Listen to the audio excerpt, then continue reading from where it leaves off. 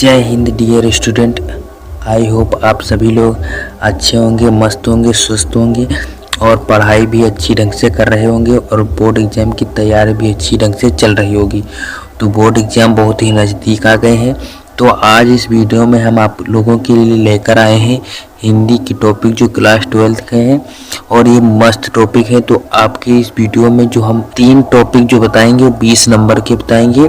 तो ये तीनों टॉपिक जो है आप लोगों को याद जो अच्छी ढंग से देख लेंगे तो आपके 20 नंबर पक्के हो जाएंगे। जो 3 टॉपिक कौन कौन से हैं, तो पहला टॉपिक है प्रार्थना पत्र और जो दूसरा टॉपिक है निबंध और तीसरा टॉपिक है एक कहानी। जो ये कहानी आती है 5 नंबर की और जो निबंध आता है वो 9 नंबर का आता है और आता है प्रार्थना पत्र ये 6 नंबर का आता है। तो आप लोगों को इस वीडियो में जो है आपके 20 नंबर पक्के हो जाएंगे। तो इस वीडियो को आप लास्ट तक देख लीजिएगा ताकि आपके जो भी 20 नंबर ये बिल्कुल जाने ना पाए, ये श्योर है कि आपके ये बोर्ड एग्जाम में आएंगे। तो जो पहला प्रार्थना पत्र है, तो जो पहला टॉपिक है किसी बैंक के शाखा प्रबंधक को ऋण प्राप्त हेतु आवेदन पत्र या प्रार्थना पत्र। तो इसमें क्या लिखना है, पहले यहाँ पर सेवा में लिखेंगे। सेवा में शाखा प्रबंधक बैंक ऑफ बड़ौदा प्रयागराज। आपको जिस बैंक का जो आप लोगों को जो बाध्य करेगा कि किस बैंक के लिए लिखना है तो उसमें आप लोगों को क्वेश्चन में दे देगा, लेकिन आपको जो क्वेश्चन में नहीं देगा तो आप लोगों को चाहे जो भी बैंक सिलेक्ट कर सकते हैं अपने हिसाब से। और विषय यानी सब्जेक्ट क्या होगा, ऋण प्राप्त है तो आवेदन पत्र या प्रार्थना पत्र। तो यहाँ पर आप फिर लिखेंगे यहाँ पर महोदय। महोदय सविनय निवेदन है कि मैंने वर्ष 2022 में इलाहाबाद विश्वविद्यालय से बीएससी प्रथम श्रेणी में उत्तीर्ण की। प्रथम श्रेणी यानी कि फर्स्ट डिवीजन से हमने जो है बीएससी की जो परीक्षा पास की, परंतु अब तक मुझे कहीं भी रोजगार नहीं मिला। लेकिन जो अभी तक हमें रोजगार नहीं मिला, मुझे पता चला है कि विभिन्न ऋण योजनाओं के अंतर्गत आपका बैंक भी जो है वो बेरोजगारों को जो है 2 लाख रुपए तक का ऋण यानी कि कर्जा देने के लिए प्रदान कर रहा है। तो हमें भी ऐसा ही चाहिए कि अतः आवश्यक दस्तावेज भरवाकर मुझे भी 2 लाख रुपए देने की कृपा करें ताकि हम भी जो है अपना व्यवसाय शुरू कर सकें। तो इसके लिए इस तरह आप जो लिखेंगे तो आपके जो 6 नंबर पक्के हो जाएंगे। और आगे क्या लिखेंगे, आपकी अति महान कृपा होगी और यहाँ पर आगे लिख देंगे, यहाँ पर ये देख लीजिए आपका हितकारी। तो यहाँ पर नाम अपना डालेंगे। नाम आपके जो बोर्ड एग्जाम में आप लोगों को नाम नहीं डालना होता है, तो वहाँ पर आप सिर्फ का खा गा और पता भी चाहे जो डालिए का खा गा और यहाँ पर दिनांक जो है वो डाल दीजिए। और यहाँ पर अगर धन्यवाद करना चाहें तो धन्यवाद कर देंगे। अगर आप धन्यवाद कर देंगे तो आप इसमें क्या जाता है, धन्यवाद लिख दीजिए, धन्यवाद। तो इसमें आप लोगों का जाता क्या है, बस लिखना तो ये। तो अब इसमें हमने जो देखा क्या आप लोगों को अच्छी ढंग से समझ में आ गया होगा। अब बढ़ते हैं अगले टॉपिक की ओर। अगला टॉपिक है मोहल्ले की सफाई करवाने हेतु जो आवेदन पत्र लिखना है। ये 2 हम आवेदन पत्र आप लोगों को बता रहे हैं, बस ये ही 2 अच्छी ढंग से देख लीजिए। बस आप लोगों को जो है ये 2 जरूर इसमें से आप लोगों को एक फंसेगा। तो इसमें क्या लिखना है, सेवा में श्रीमान नगर निगम अध्यक्ष महोदय विश्वास सीतापुर और विषय मोहल्ले की सफाई है तो आवेदन पत्र या प्रार्थना पत्र। और आगे क्या लिखेंगे, महोदय मैं आपका ध्यान विश्वास नगर में व्याप्त गंदगी की ओर आकर्षित करना चाहता हूँ। व्याप्त यानी कि जो गंदगी फैली हुई है विश्वास नगर में, तो उसी की ओर हम आप लोगों को दिखाना चाहते हैं, आकर्षित करना चाहते हैं। और इस तरह लिखेंगे, गंदगी के फलस्वरूप मच्छरों का प्रकोप बढ़ गया है। गंदगी से जो है मच्छर भी बहुत सारे हो गए हैं, जिससे डेंगू मलेरिया जैसी खतरनाक बीमारियां उत्पन्न हो रही हैं और इससे जनजीवन के स्वास्थ्य को जो खतरा है। तो अतः आपसे अनुरोध है कि संबंधित कर्मचारियों को भेजकर जो है सफाई है तो इनको तुरंत निर्देश दें ताकि ये सफाई करवा दी जाए। बस इतना लिखेंगे। तो अब इसको बस इतना लिखेंगे और यहाँ पर लिखेंगे भवदी या आपका हितकारी नाम क्या है, नाम का खगा और पता काका का, और सादर धन्यवाद कर दीजिए। दिनांक जो है दिनांक डाल दीजिए। बस इस तरह है। ये दो जो हमने आप लोगों को एप्लीकेशन यानी कि जो प्रार्थना पत्र बताए हैं, तो आप इनको अच्छे ढंग से तैयार कर लीजिए मेरे भाई। जो आप इतना तैयार कर लेंगे तो आपके जो है ये 6 नंबर कहीं नहीं जाएंगे। तो अब बढ़ते हैं अगले टॉपिक की ओर। तो अब अगला जो टॉपिक है पंचलाइट कहानी का सारांश। इसमें आप लोगों को 2-3 कहानी देता है, जैसे ध्रुव यात्रा है, लाठी है, पंचलाइट है। तो उसमें आप लोगों को अथवा में जो है ये कहानी आप लोगों को फिक्स है, आप लोगों को ये मिलेगी और 5 नंबर आप लोगों को दिलाएगी।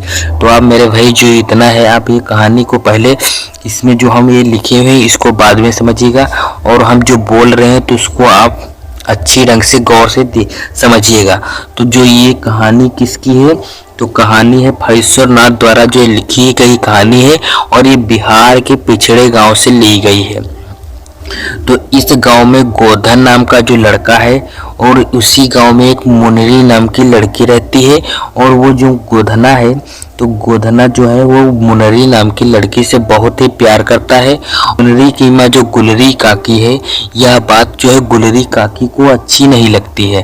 तो इस कारण जो है यह बात जो है गुलरी काकी गांव के सरपंच यानी सरदार के पास यह बात बता देती है कि जो गोधना है वो हमारे घर के सामने से निकलता है, और जिससे वो हमारे घर के सामने से जब निकलता है और वो गाना गाता है, सलीमा के जो गाना गाता है, सलीमा यानी कि जो उस जमाने की ये कहानी है। तो उस जमाने में सिनेमा को लोग सलीमा कहते थे। तो जब गोधन हमारे घर के सामने यानी द्वारे के सामने से जब निकलता है, जो है इश्क वाले गाने गाता है। तो ही अब जब यह बात जब उसने जो गुलरी काकी ने, जो मुनरी की माँ गुलरी काकी थी, जब यह बात उसने सरपंच यानी सरदार से बताई गांव के मुखिया से, तो उसने जो गांव के मुखिया ने गोधन को जब बुलाया, तो उससे जब गोधन को बुलाया तो और उससे जब यहाँ निर्णय निकाला गया कि गोधन को बिरादरी से बाहर निकाल दिया गया, यानी कि गांव से जो उसका हुक्का पानी बंद कर दिया गया। तो अब इस तरह जो है गोधन को जब गांव से बाहर निकाल दिया गया, और कुछ दिनों पश्चात यानी कि जब कुछ दिन बीत गए, तो कुछ दिनों पश्चात जो है रामनवमी का मेला लगा। रामनवमी का पर्व आया, तो गांव में रामनवमी का मेला लगा। जब गांव में जब मेला लगा, तो गांव वालों ने पैसे इकट्ठा करके जो है एक पंच लाइट यानी कि लालटेन खरीदी, और जो बचे खुचे पैसे जो बचे, थोड़े बहुत जो पैसे बचे, उससे जो है रामनवमी का पर्व था, उससे जो पूजा पाठ की सामग्री ले आए। अब जो है वो लाइट देखने के लिए सारे गांव वाले बहुत ही उत्सुक थे, यानी कि बहुत ही बेचैन थे। अगर आपके ही गांव में कोई अच्छी चीज आए, कोई पहली बार आए, तो आप भी बहुत ही उत्सुक होते होंगे, यह बात जायज है। तो अब जो है गांव वाले जो है लालटेन देखने के लिए उत्सुक थे। अब जब लालटेन जब आई, तब उसको अब यह समस्या उठी कि इसे जलाएगा कौन। तो क्योंकि जो गांव के लोग थे, वो गांव के लोग या नहीं जानते थे कि ये पंचलाइट कैसे जलाई जाती है। गांव के लोग सीधे साधे व्यक्ति थे, तो वो इस जलाना नहीं जानते थे पंचलाइट को जलाना नहीं जानते थे कोई भी व्यक्ति। लेकिन यह बात जो है मुनरी को पता थी कि जो गोधना है यानी कि गोधन है, वो पंचलाइट को जला लेता है। तो वो पंचलाइट को जब जला लेता है, तो यह बात उसने जो है खुद नहीं कही, सरपंच से खुद कहती, तो इसका मतलब है ये अपने जो है इश्क को यानी लवर को बुलाना चाहती है। तो लेकिन उसने बड़ी ही चतुराई से चालाकी से अपना काम निकाला। कैसे काम किया? उसकी एक सहेली थी कनेरी या कनेली, आप उसका नाम चाहे जो लिखे, कनेरी लिखिए या कनेली लिखिए। कनेली नाम की जो सहेली थी, उसके माध्यम से, उसके जरिए से यह बात सरपंच तक पहुंचाई कि जो गोधन है वो पंचलाइट जला लेता है, तो उसको बुला लिया जाए ताकि वो पंचलाइट जला दे। तो आप लोगों को ये कहानी अच्छी ढंग से समझ में आ रही होगी, तो आप इसको बस ये समझते रहिए, ये बाद में अपने आप भी लिख लेंगे। जो हम ये बता रहे हैं आप इसको अच्छी ढंग से समझिएगा, ताकि आपको जो है कहानी अच्छी ढंग से समझ में आ जाए। कहानी में समझना ही है, और लेकिन जो कहानी हम बता रहे हैं वो तो आप लोगों को पक्का है, परफेक्ट आप लोगों को याद रहेगी। तो ये कहानी कहाँ तक पहुंची कि जो सहेली है उसने जो है सरपंच को बता दिया। कनेली जो सहेली थी, मुनरी की जो सहेली थी कनेली, उसने जो है बता दिया कि सरपंच से कि जो गोधन है वो पंचलाइट को जला लेता है ताकि आप है जो गोधन को बुला ले और इससे जो है गोधन जो है वो पंचलाइट जला दे। तो यह बात जब सरदार को पता चली, पंच यानी कि पंच सभा को पता चली, तो उसने है जो गोधन को अपने बिरादरी में बुला लिया और उसे बिरादरी में जोड़ लिया। तो फिर जब उसे बिरादरी में गोधन को जोड़ लिया तो है गोधन जो है पंचलाइट को जला देता है और इससे जो है मुनरी की माँ जो गुलरी काकी थी वो अत्यधिक यानी कि बहुत ज़्यादा प्रसन्न हो जाती है इस बात से कि जो गोधन है भाई ये भी मेरे काम का है, दामाद बनने के लायक है, तो इसको दामाद बना लिया जाए। तो इससे वो प्रसन्न होकर जो है गोधन को शाम के लिए खाने पर आमंत्रित करती है, शाम के लिए, और कहती है कि हमारे यहाँ शाम के लिए खाने पर आना। तो है यह कहानी बस इसी प्रकार जो है गांव के सरपंच लोग जो भी थे वो भी बहुत ही प्रसन्न हो जाते हैं और ये कहते हैं कि तेरा सातों खून माफ, खूब गा सलीमा के गाने और तू खूब आराम से मौज मस्ती कर। बस ये कहानी का जो है वो थोड़ी स्टोरी थी, आपकी कहानी थी। अब इसकी देख लेते हैं कि लिखना कैसे है। तो लिखना इसमें क्या है, लिखना क्या है पंचलाइट कहानी के सारांश में।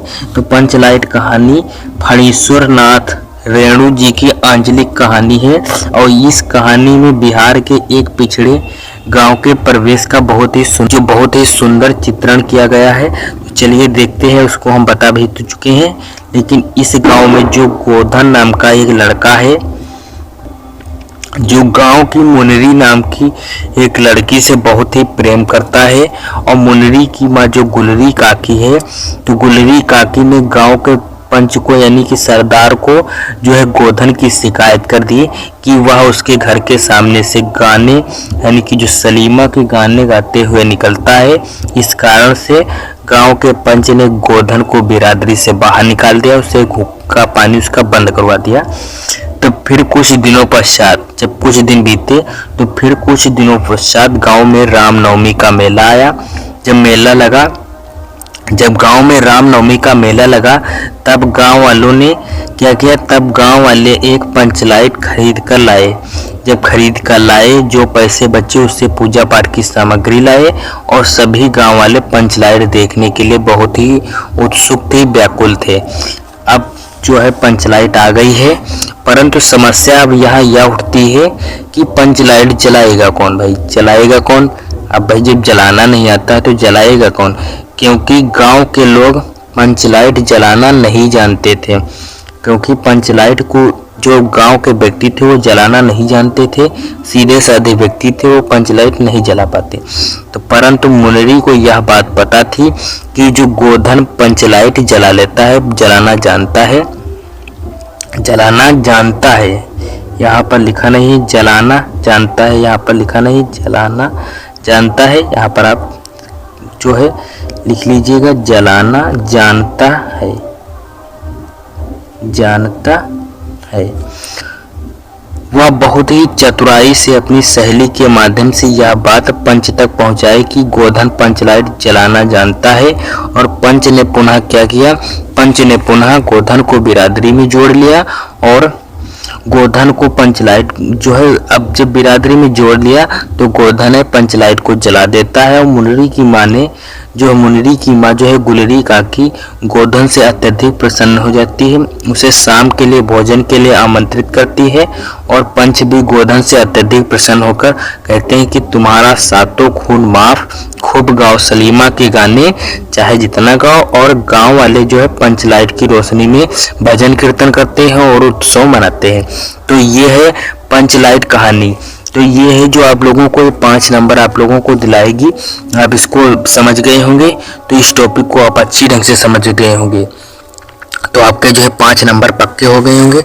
तो अब चलिए बढ़ते हैं अगले टॉपिक की ओर। अगला टॉपिक है जो है निबंध। तो निबंध में देखिए क्या है, तो चलिए देखते हैं। तो जो अगला टॉपिक है महत्वपूर्ण निबंध है, तो आप इसको भी अच्छी ढंग से समझिएगा। तो ये जो निबंध है ये भी 9 नंबर का आता है। तो आप इसमें जो क्या करना है, तो इसमें है विज्ञान वरदान या अभिशाप, इस पर निबंध आता है आप लोगों को लिखने के लिए। तो ये है जो निबंध, तो आप इसको तो अच्छी ढंग से जो है हेडिंग बनाइएगा। जो अब आप हेडिंग बना लेंगे तो आपके जो है एग्जामिनर को इतना समय नहीं होता है कि आपकी हर एक पॉइंट को देखे, वो पॉइंट को नहीं देखता है।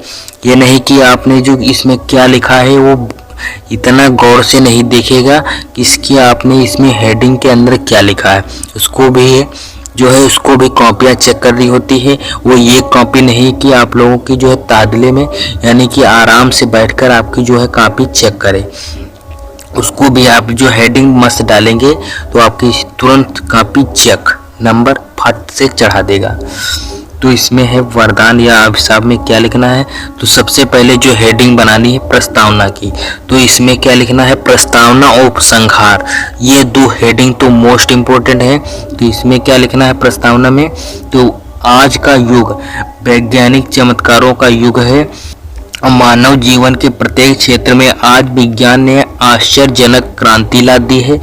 ये भी कल्पना हम भी नहीं कर सकते थे कि जो है विज्ञान ने इतना जो है जो इतना वृद्धि कर दी कि जिसकी हम कल्पना भी नहीं कर सकते थे कि यह हो सकता है। जैसे घर बैठे आप लोगों जो हमारी ये वीडियो देख रहे हैं, जो आप लोग इस तरह आप जो ये वीडियो देख रहे हैं, ये कल्पना भी नहीं की जा सकती कि हम यहाँ पर बैठे आप लोगों के लिए वीडियो बनाएं, शूट कर रहे हैं और आप ये वीडियो देख सकें। ये तो भाई विज्ञान की ही देन है। तो मानव समाज की सारी गतिविधियां आज विज्ञान से प्रचलित हैं और विज्ञान को वरदान समझा जाए या अभिशाप। अतः इन दोनों पक्षों पर समन्वित दृष्टि से विचार करके ही किसी निष्कर्ष को यानी कि कोई सलूशन तक ही पहुंचा जा सकता है। तो चलिए जो पहले अब ये हेडिंग हो गई, अब और क्या हेडिंग बनानी है, तो विज्ञान के वरदान के स्वरूप जो है विज्ञान वरदान के रूप में कैसे है, तो आधुनिक मानव का संपूर्ण पर्यावरण विज्ञान के वरदानों के आलोक से आलोकित है। प्रातः जागरण से लेकर यानी कि सुबह से लेकर जो रात तक सोने तक सभी कायाकल्प यानी कि जो क्रियाक्रम होते हैं, आपकी जो दिनचर्या होती है वो विज्ञान द्वारा चलती है। तो चलती है इसी के सहारे जो है संचालित है।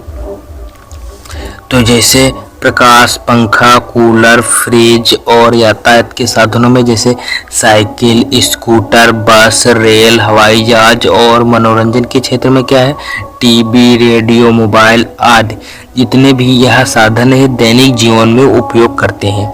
तो जो भी साधन है आप लोगों को उनको उपयोग में आते हैं, तो ये विज्ञान की ही देन है। विज्ञान के बिना कहाँ ये संभव थे, कहाँ ये मोबाइल संभव था, कहाँ ये रेडियो संभव था, कहाँ ये टीवी संभव थी, ये भी जो है सब विज्ञान की ही देन है।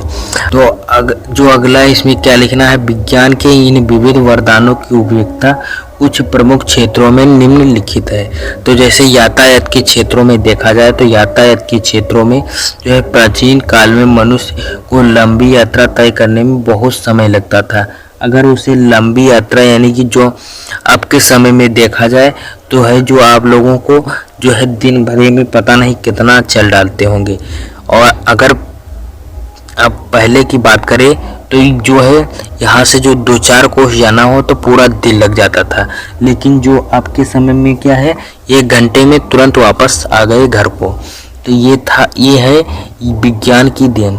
तो प्राचीन काल में मनुष्य को लंबी यात्रा तय करने में बहुत समय लगता था, परंतु आज के समय में मोटर, रेल, वायुयान आदि के आविष्कार से दूर स्थानों से बहुत ही शीघ्र पहुंचा जा सकता है, चाहे जितने दूर हो। अगली हेडिंग जो बनानी है आप लोगों को, संचार के क्षेत्र में। संचार के क्षेत्र में क्या लिखना है, बेतार के तार ने संचार के क्षेत्र में बगैर तार के जो है संचार के क्षेत्र में जो है क्रांति ला दी। आकाशवाणी, दूरदर्शन, दूरभाष आदि की सहायता से कोई भी समाचार क्षण भर में जो है विश्व के एक कोने से दूसरे कोने तक पहुंचाया जा सकता है। जैसे आपके ज़माने में क्या देखा जाए, व्हाट्सएप के जरिए कुछ भी है तुरंत सेंड करिए, सेकंडों में सेकंड तुरंत पहुंच गया। लेकिन जो पहले क्या था, डाकिया था, पोस्ट में डाले, उसमें गया लेटर, अब वो पता नहीं कितने दिन में पहुंचेगा। अगर अब के ज़माने में देखा जाए, अगर कोई व्यक्ति ख़त्म हो जाए, जो पिछले के ज़माने में होता था, तो उसमें पता भी नहीं चलता था, पता नहीं कब पहुंचे खबर, तो कब आए उसे देखने के लिए। लेकिन अब क्या है, तुरंत फ़ोन किया, तुरंत आ गए, घंटे खाड़ में तुरंत आ गए। तो ये है संचार के क्षेत्र में इसका उपयोग। और औद्योगिक के क्षेत्र में क्या है, भारी मशीनों के निर्माण ने बड़े बड़े कारखानों को जन्म दिया, जिससे श्रम यानी कि जो परिश्रम है, समय है और धन की बचत के साथ साथ प्रचुर मात्रा में संभव हुआ। इससे समय की भी जो बचत हुई, धन की भी बचत हुई, श्रम यानी कि कठिन ज़्यादा परिश्रम नहीं करना पड़ता है व्यक्तियों को, जो भी है। अब अगला है विज्ञान जो है अभिशाप के रूप में कैसे है। तो हर चीज़ जो है बिल्कुल परफेक्ट नहीं होती है, जिससे हमें लाभ है उससे हानि भी होती है। तो वैसे है विज्ञान के अभिशाप। तो विज्ञान का एक और पक्ष भी है। विज्ञान एक असीम शक्ति प्रदान करने वाला तटस्थ साधन है। मन चाहे इसका सदुपयोग करें या दुरुपयोग। अगर इसका सदुपयोग करेंगे तो भाई जो है आप लोगों को